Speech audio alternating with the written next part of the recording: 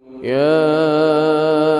أيها الذين آمنوا إذا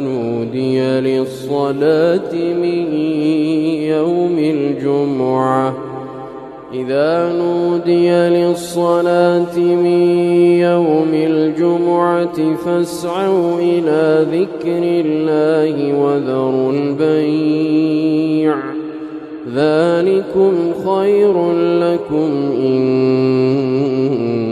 كنتم تعلمون.